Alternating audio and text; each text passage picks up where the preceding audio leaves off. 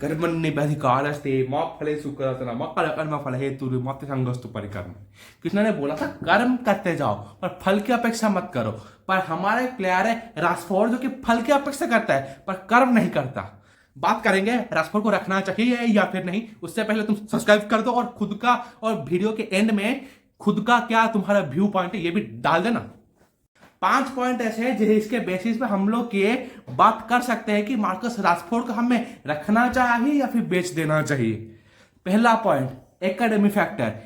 ये हमारा एकेडमी का one of the best prodigy है जो कि इतने सालों में हमने प्रोड्यूस किया है। One of the best left winger जो कि एकेडमी के कैरिंगटन से निकला हुआ है।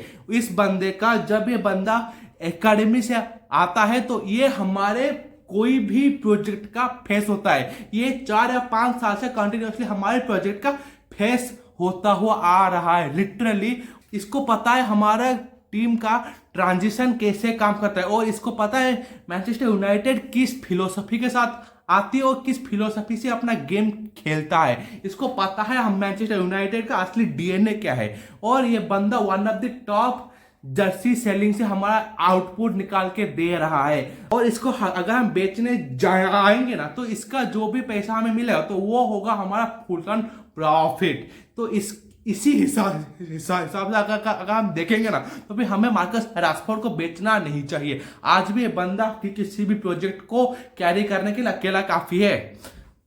सेकेंड पॉइंट पे आते हैं, स्टैटिस्टिक्स। स्टार्स क्या बोल रहे हैं। ये बंदा 10 साल से हमारे क्लब में है। ये उसका 10th ईयर है as a senior team player. ये 2015 और 16 से ये टीम पे खेला है और आज है 2024-25 और 10 साल के टेन्योर में ये हमें 138 गोल्स और 68 असिस्ट ही दे पाया है। बस ही दे पाया है। ये जब पहले आया था ना तब 7, 6, 12, 16, 24 2019-20 पे इसका one of the top goal assist वाला सीजन था 24। उसके बाद से उसका गिरना शुरू हुआ। 2020-21 में इसका गोल था 20 और उसके बाद वाले में 6। 2021-22 वाले ईयर में ये रोनाल्डो और पोग्बा के इफेक्ट में छुप गया, इसलिए इसको मैं कुछ नहीं बोलूंगा। अगले ही सीजन में ये बंदा 22 गोल असिस्ट का सीजन हमें दिया था। ही ओवरकम मिस, जैसे ही रोनाल्डो और पोग्बा बाहर गए इस बंदे ने अपना पूरा का पूरा पोटेंशियल दिखाया था।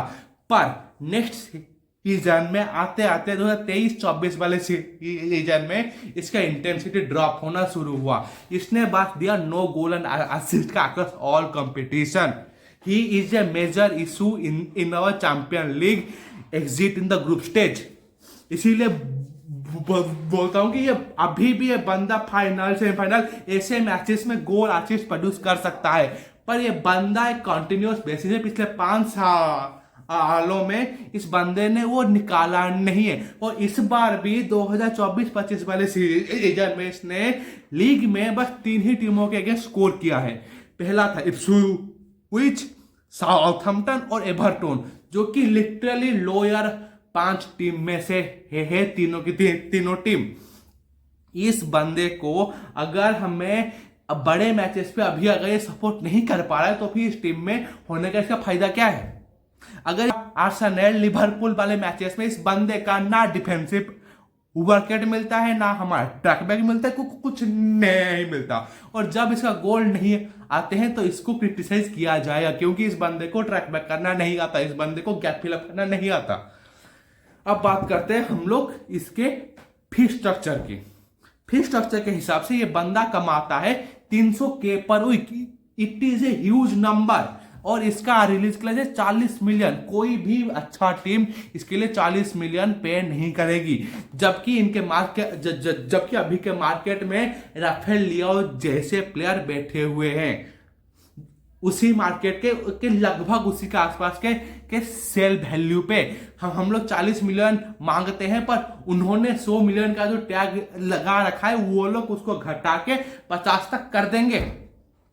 तो हम में से कितने बंदे हैं जो कि मार्कस राशफोर्ड और राफेल लियाओ के बीच में राशफोर्ड को खरीदना पसंद करेंगे? कोई नहीं।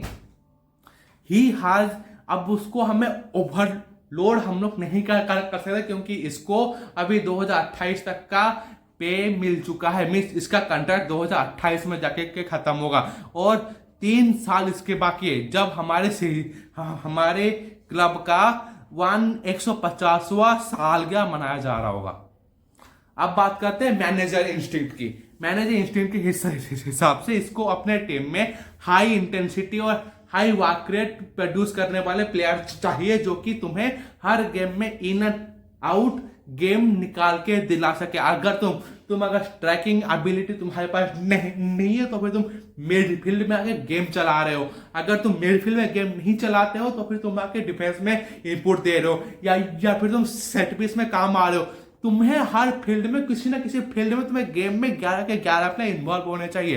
पर इस बंदे के पास स्ट्राइकिंग एबिलिटी के अलावा कोई भी इंटेंट नहीं है जो कि दिखा सके, जबकि बाकी सारे प्लेयर्स, गार्नाचो के पास अगर वो स्ट्राइकिंग एबिलिटी नहीं है ना, वो ट्रैक बैक करता है, डिफेंस में आके इनपुट तो देता है, इसीलिए हम लोग उसको उसके फिनिशिंग एबिलिटी और फास्ट टच के बेसिस पे उसको जज करते हैं। कोई ये नहीं बोलेगा कि गार्नाचो ट्रैक बैक या फिर बॉल रिकवरी नहीं करता। ही is a most running player on the pitch जब वो प्रेजेंट होता है गार्नाचो, पर यही बात हमें राशफोर्ड से नहीं देखने को मिलती। अब बात करते हैं फैन बेस के हिसाब से। फैन बेस में ये एक ऐसा बंदा है जो कि ये फैन बेस को अट्रैक्ट करके रखना जानता है। ये काम करता है बाहर, इसके अलग अलग एनजीओ में इसके कॉन्टैक्ट्स है जहां पे वो काम करता है। इसीलिए इसका एक अच्छा खासा एक पॉजिटिव फैन बेस बना हुआ है। इसीलिए इस तरफ एक पॉजिटिव ऑरा वाला फैन बेस प्रेजेंट है जो कि इसको बैक करता है बार बार।